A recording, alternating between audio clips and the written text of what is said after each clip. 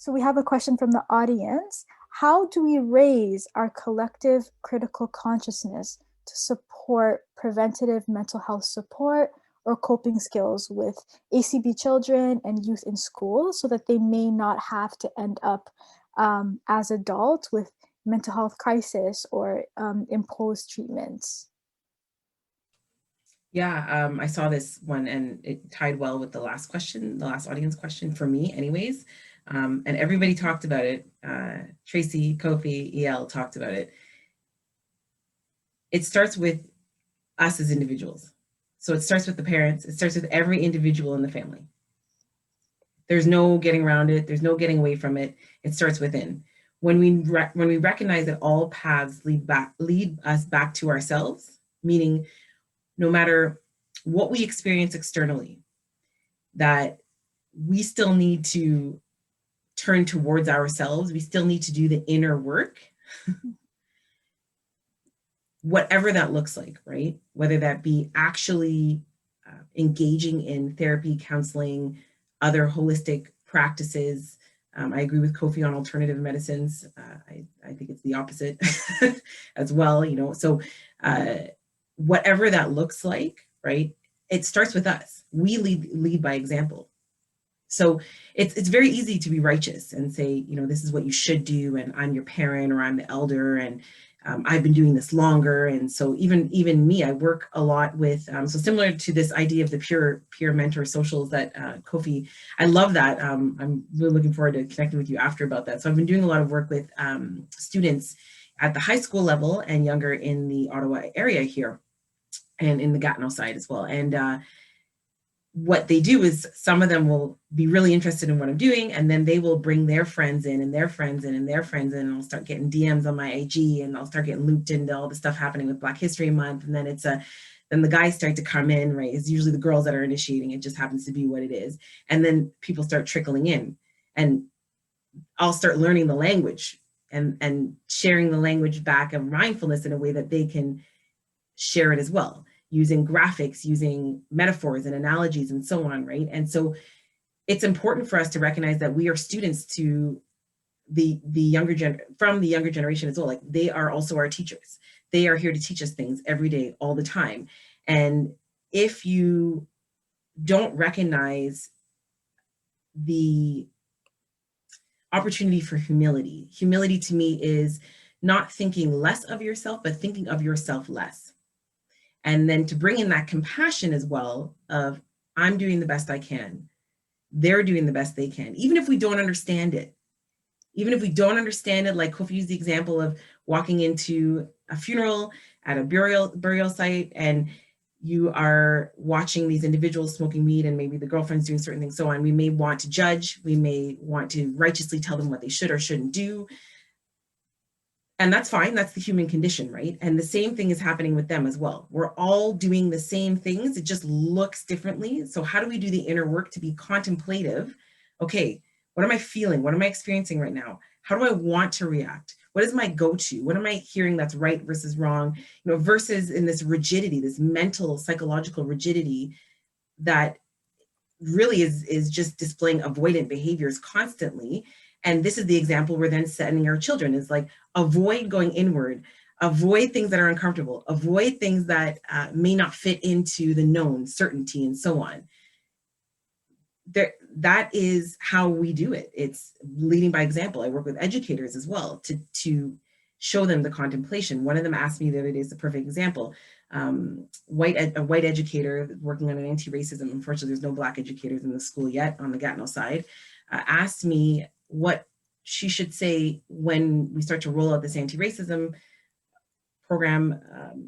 If a white student says, oh God, another like Black focused thing, like, don't they have enough or something like that, you know? This is the anxiety that she was experiencing. So she was having this thought and anticipating it, and was like, can you give me a good rebuttal? So I didn't give her the answer she wanted because I asked her some, you know, as the coaches do, we ask questions. So she said, well, I'm wondering, you know, are they not paying attention to my class? Are they not listening to what I've been teaching them? Why aren't they, am I doing the wrong, I, me, me, lots of ego. So I asked the question, do you recognize what the theme is behind what you're saying? The I, the me, the my, the I, the me, the my. how we make things about us when it's not about us. And to take that pause and that stillness, that contemplation of, all right, I'm feeling a bit of shame.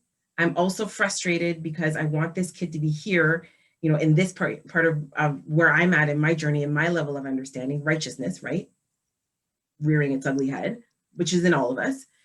And instead of doing that, maybe asking some questions like, well, why do you feel that way? Where did that come from, right? Because you're also showing them, the other white students and the other Black students, how to move away from this divisive approach of like having a witty rebuttal back to someone in this cut culture and call out culture that has to happen on some level, but what ends up just happening is more friction and more division, and it moves us further and further away from the objective that we want to have, which is equality and uniting.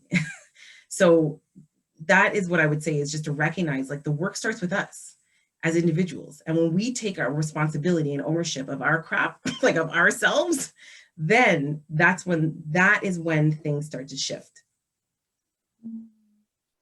You're speaking so much power into some of these tools that you actually equipped us with, is giving name or labeling what's showing up within us in that moment. And it speaks to a lot of what happens when, you know, we're hit up with a conflict or a situation that catches us either off guard or hits on our own trauma. Taking that moment to, you know, recognize what someone else has evoked in us and labeling it and sitting with it. That's such a powerful tool in doing our own work. And a lot of what happens, it's painful and unfortunate that a lot of the stuff that happens to a lot of degree is out of our control. And taking that time, there's a lot of power in making that space within ourselves to you know, check in and say, what's going on within me right now? How do I take care of me in this very moment? I'd like to get Tracy's thoughts on this question. There's so many great things coming up, and I'd like to hear a little bit of what Tracy thinks. I'll pass the question, share the question again. The question reads, how do we raise our collective critical consciousness to support preventative mental health support or coping skills with ACB children and youth in school so that they may not have to end up as adults with mental health crises? I go 100% behind what Meghan just said. It does start with us. And I know even for myself as a parent, and I'll just even use a personal experience with that. My second child, she was born with Down syndrome. And I remember the first few years when I was so dysregulated because the fear, being anxious and everything that came with that, how much that what was going on inside of me was impacting her. I think that was the first time I became aware of energy and how our energy really impacts our environment. And I was able to notice it, like to really notice and so I recognized that it wasn't about her, but that there was something that I needed to do within me. I needed to be at peace with the situation. I need to radically accept what was going on. I needed to sit with all of that. And the biggest change for me, or life changer for me, was when I dealt with me. It totally changed my environment. It totally changed how my daughter grew up. She's 20 years old now. So I've always been aware that when you start the work, whatever changes it that you want to bring into a situation needs to start within. When we all start to become aware of that inner work, or I wouldn't use the level of consciousness is not the way I think, but when you start to think about that the inner power that we have to impact, it starts inside. And when you do that work, when you're aware of you show up within that space with that energy that you have, and you can impact your environment. So when I raised the consciousness in myself, it raised in my daughter. And not only, but everybody that was dealing with her felt the pressure to come up higher or to raise because the bar was set. So if we want to do this, it starts with every parent, every mentor, every person in our community got to start to say, I want to do better. I want to come up higher. I want to, and let me do what it takes. Because when you do that, you make room for others also to come up. I just want to repeat the last sentence that you just said, is making room for others to come up also. It's that shared opportunity, that shared space that we're creating when we do our own work. Tracy, you speak so, there's just a lot of power in meaning in the words that you chose in sharing that. Thank you so much. I'd like to throw this question to EL, or if you have any follow-up thoughts on some of what Meghan and Tracy have just shared. Again, I can pose the question. Let me just pull it up. How do we raise our collective critical consciousness to support preventative mental health support or coping skills with ACB children and youth in school, so they may not have to end up as adults with mental health crisis? Yeah, I think to follow up behind Tracy would be really hard, and Meghan right now, because I'm totally aligned with what they say, and I think it was really powerful of how they shared their ideas. And I think the big thing would be to model. You know, I thought to behave in such ways would be okay or cool, or to deal with certain type of my emotions, until I have nephews who then look up to me and I say, well, the things that I was going through, that I probably could have been more brave, but I didn't have the leadership, I didn't have the models to pull from to say this would be a cool way, or this would be an accepted way, so to speak. I want them to have that type of idea, to know that, you know, I want them to deal with their emotions now at the younger ages, the same way they're learning how to do math, they're learning how to do their reading. I want them to learn how to deal with their emotions, so when they get older, they don't have to be, you know, 20, 30, 40 trying to figure this out. So I think it does, just like Meghan and Tracy said, it starts in models and parents. They're the most influential models for their kids. So it is really important that, again, we change that narrative and we allow that space for things to be different, you know, different than what they grew up. Like, I think every generation wants to make it better for the next generation. So the idea is like back home, we say each one teach one. Like, make sure that you teach, and teach the right way, or teach probably maybe the best way that you can, so that they can have better than you when they move forward. So I'm dead behind Tracy and Meghan, and just setting a different example, to go to the Meghans, to go to the Kofis, and go to the Tracys, to say, maybe my kid, my friends, or maybe my boys, or maybe my crew, or maybe my culture, they may not be into this right now, but I do want to try it because it could be something good for me. Amazing, amazing. I love how you really spoke to that piece of trying something different, doing something different than what we experienced growing up in our experiences, and the hope and the goal is for it to always be better. And you're really speaking to that. Kofi, I'd like to send the same question out to you and get your thoughts and your perspective on the same question.